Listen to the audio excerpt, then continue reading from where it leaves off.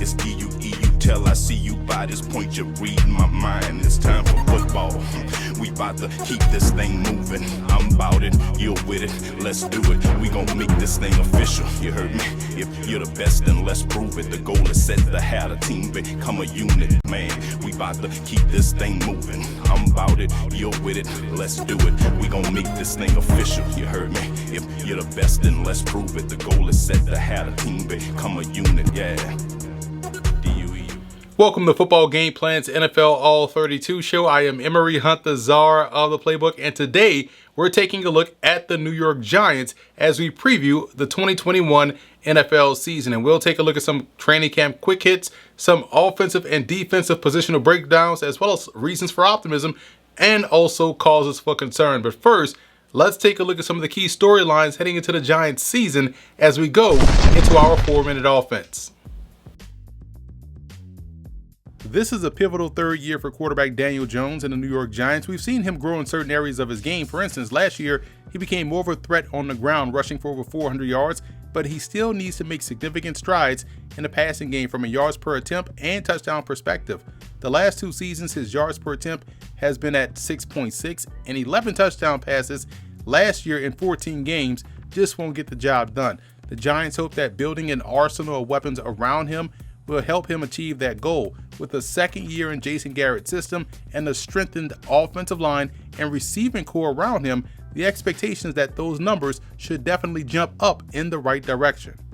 The Giants were big-time players in free agency this offseason, bringing in some big names on both sides of the ball, going after Kenny Galladay, Adoree Jackson, Danny Shelton, and Kyle Rudolph was very un-Giants-like, but the moves that were made were necessary. Big Blue went after these players at impactful positions of need, and the hope is that getting veterans with upside, sans Rudolph, he's an older guy, will help elevate a young football squad looking to finally break through. I thought these moves, along with others, should help put this team on the right track.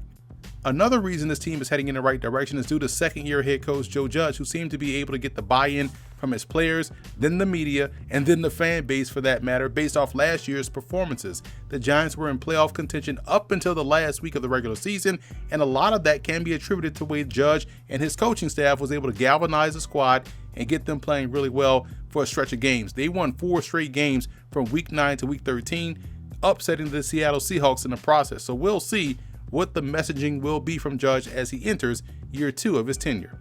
In what was an ongoing issue for the Giants for what seemed like forever, the offensive line finally looks like it's in a position of strength, in my opinion. The Giants invested heavily in this unit last year within the draft by selecting Andrew Thomas in the first round, Shane Lemieux, and Matt Parrott, all of which played and started some games last year and looked more capable as a group. Adding the fact that Nick Gates did really well in his first season as a starting center, and things are definitely looking up in that regard for this much maligned group. So we'll see if they can continue to grow in the right direction, and we'll discuss more about this unit later in the show as there are some big time battles to be had up front.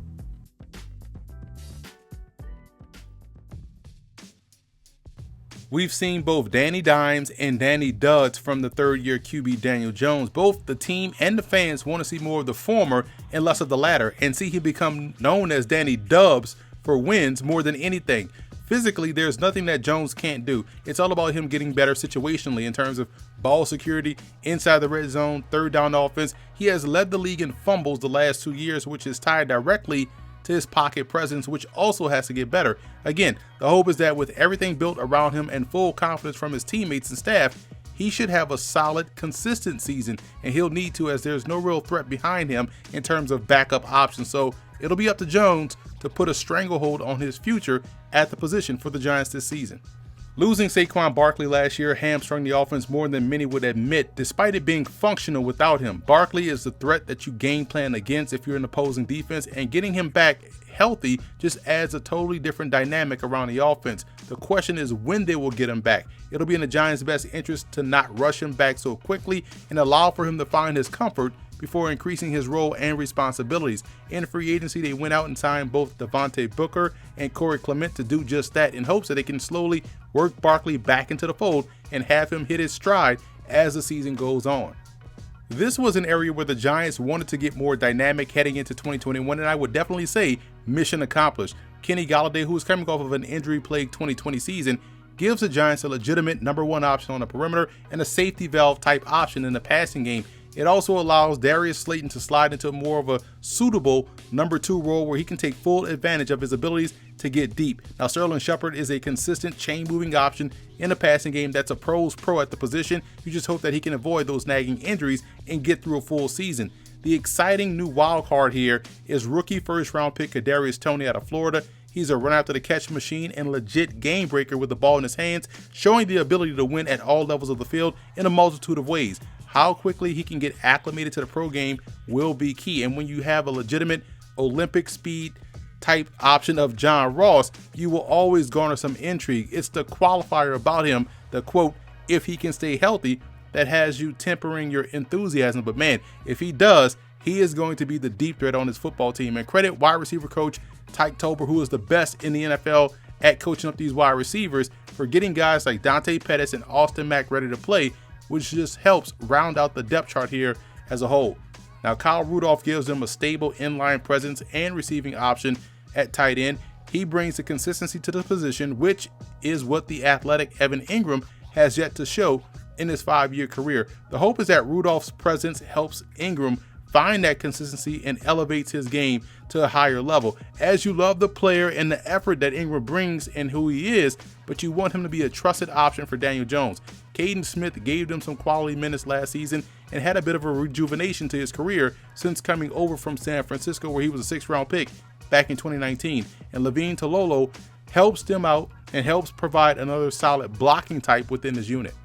Look for Andrew Thomas to push for Pro Bowl honors this year as he started to find his groove last season as the year went on. I also expect new offensive line coach Rob Sell, who comes in from the University of Louisiana, to get the most out of both Shane Lemieux and Matt Parrott in their second season. I alluded to it earlier about the battle up front at certain spots, and that's right guard, where former second-round pick Will Hernandez will more than likely go toe-to-toe with free agent signing Zach Fulton for that starting role. Hernandez initially was a starting left guard, but Lemieux's emergence and the departure of Kevin Zeitler bumps him over to the other side, where he looks to regain that edge that he had as a rookie. I wouldn't count out second-year player Kyle Murphy to be in the mix as well, as he made the team last season as an undrafted rookie free agent and can play anywhere along the offensive line. Nate Solder is back after opting out last year and will provide good swing depth at either tackle spot, along with Jackson Barton and Kenny Wiggins.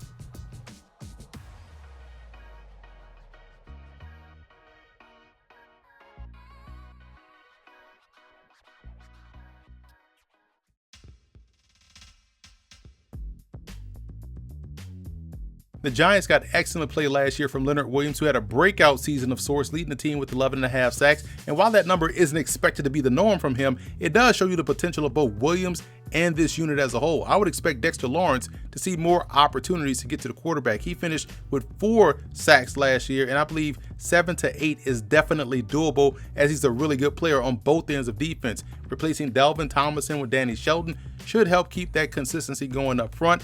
Now, Austin Johnson should help provide the quickness off the ball that Shelton may not have, but I'm a big-time BJ Hill fan, and I would expect to see him factor in more significantly as a part of a speedier package within this rotation. This group helped spearhead a defense that was tied for 10th in run defense, and they were very tough to move off the line of scrimmage in 2020, and that should be the case once again in 2021. Upside potential is through the roof here for the Giants at linebacker. Getting back Lorenzo Carter and O'Shane Ximines from injury bolsters this unit, as both were heading toward breakout seasons last year. The drafting of Azeez Ojulari in round 2 out of Georgia, when many had him projected to go to the Giants in round 1, will prove to be tremendous value and an asset to the rotation. Ellerson Smith, the 4th-round pick out of Northern Iowa, is a long, lengthy edge guy that bulked up a bit this offseason, and down at the Senior Bowl proved that he didn't lose any of that athleticism with the added weight. Adding Ryan Anderson from Washington and Ifeadi Odingbo from the Vikings helped bolster the rotational depth as well. I think the Giants are in really good shape out there on the edge. Now on the inside, Blake Martinez led the team in tackles last year with 151. He's locked into one of those spots. Tate Crowder figures to be right there next to him, as he proved to be a really good pickup as a 7th-round pick. And Reggie Ragland, who comes over via free agency, figures to push Crowder for that role, but at worst, he provides veteran depth. Now, the real intrigue is with second-year players Cam Brown and Carter Coughlin, both who flashed last year as rookies, showing good versatility and being core special teamers. They can play either inside or out, so I'm intrigued to see their growth here in year 2. James Bradberry turned in a Pro Bowl season last year, leading the team in interceptions with 3, but most importantly, he was extremely sticky in coverage. Getting better opposite of him was the goal heading into the offseason, which is why they threw the amount of money they did at Adoree Jackson from Tennessee. He matches up athletically with every receiver he faces, but he has to stay healthy in order to do so. If he comes through in that regard, then they will be stellar on the outside. Now, in the 3rd round, they took rookie Aaron Robinson out of UCF, who has the versatility to play inside or outside and the press skills that you look for. I would expect him to be in direct competition with last year's 4th round pick Darnay Holmes, who played well as a rookie inside as a slot corner. Now, fellow rookie Rodarius Williams is another press defender that'll start out as a core special teamer while providing depth on the outside with Isaac Yadam. Now, the safety spots are strong here. The depth is strong here. I love this unit with Logan Ryan, Jabril Peppers, Xavier McKinney, and Julian Love. This is a quartet who is versatile,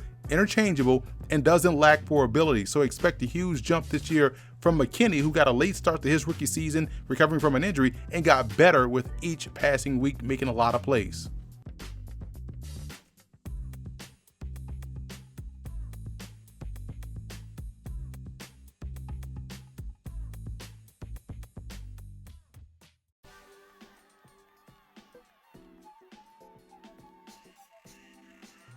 One of the reasons for optimism for the New York Giants is the fact that they are a very good defensive team. They are fundamentally sound, and they've gotten even better, in my opinion, in the offseason. This is a team that was solid across the board. Versus the run, they were really good.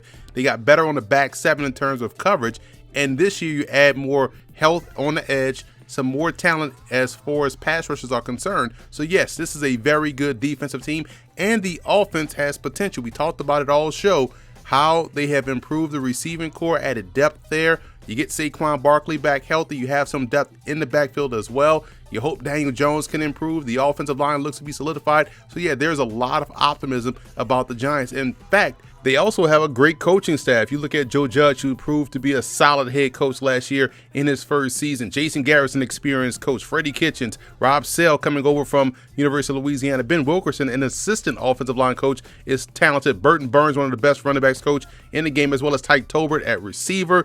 And you look at special teams coordinator Thomas McGahee and defensive coordinator Patrick Graham. They have a ton of experience, a ton of talent, so you have a lot of reasons to be optimistic about the Giants moving forward.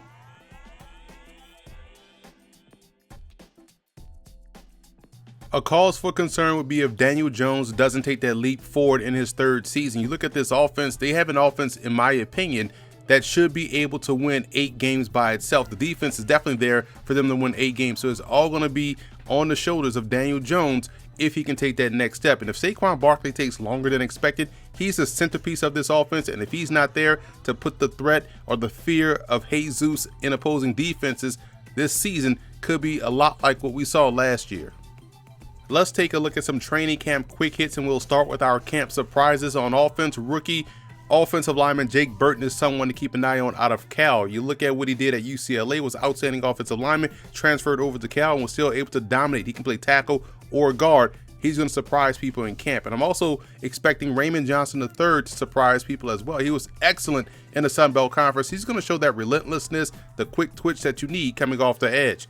Rookie impact players, in my opinion, it's an easy one for the offensive side of the ball. Kadarius Toney, outstanding playmaker, a guy that can put the ball in the paint. He's going to be a run after catch type monster with upside to improve as a downfield threat. And Aaron Robinson, I'm expecting to see him a lot on the field because he can play inside, he can play outside, he can press well, has good ball skills and athleticism.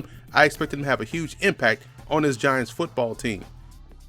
Looking at a couple of X factors, and I think the first one is pretty obvious, is Daniel Jones. We've talked about him all show. He has to be able to elevate his game in order to elevate the entire offense. That's going to be the key for him this season in his 3rd year. Defensively, Azeez Ojulari, he has the luxury of not having to be a starter, so he can be a situational pass rusher, which should allow him to play fast and thrive as a rookie. If he can do that, the Giants defense could go from good to excellent. Breakout players this year offensively, I look at those 2nd-year offensive linemen, Matt Parrott, Andrew Thomas, Shane Lemieux. I'm expecting these guys to take a significant step forward. They were excellent picks last year. They got better as the season went on. I think they are going to break out this upcoming campaign. And Xavier McKinney, we talked about him getting a late start to his rookie season, played well every game he played in, so expect him to carry that over into 2021.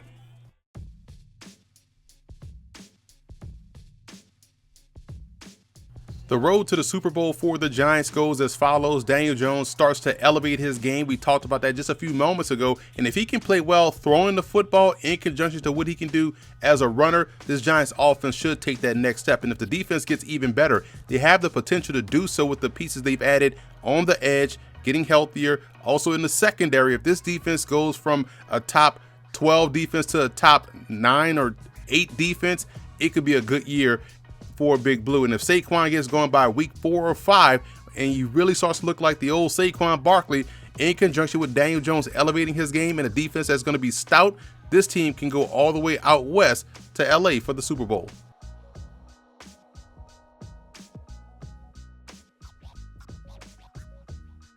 I have the Giants finishing third in the NFC East. Talented division right now, just like it was last year, is going to be competitive, but I do feel as though defensively, they'll be right there where they need to be. The offensive line will be right there where they need to be. The pieces will start to come together toward the back end of the season.